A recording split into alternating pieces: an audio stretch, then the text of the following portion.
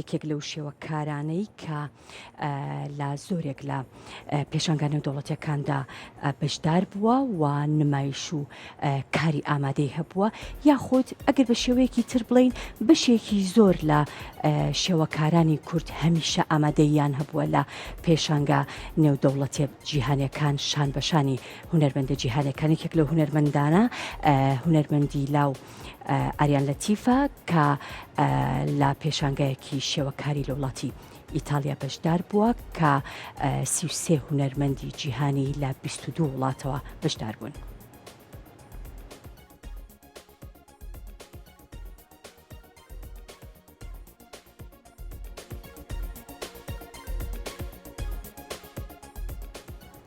شێوەکاری لاو ئاریان لەتیف لە ئەزمموی کینوەی کارکردنیدا لە ئیتالیا بەشداری پێشانگەیەکی نێودەوڵەتی شێوەکاری دەکات. ئەو هونەرمەندە لە تۆڕی کۆمەڵایەتی فەیسبوک ئاماژەی بەوە کردووە پێشانگە نێودەوڵەتیەکە کە لە نۆی ئەم مانگە بە بەشداری 33 هونەرمەندی جیهانی کە لە 22 وڵاتەوە بەشدارن کراوەتەوە بڕیارە تا 22 ئەم مانگە بەردەوام بێت.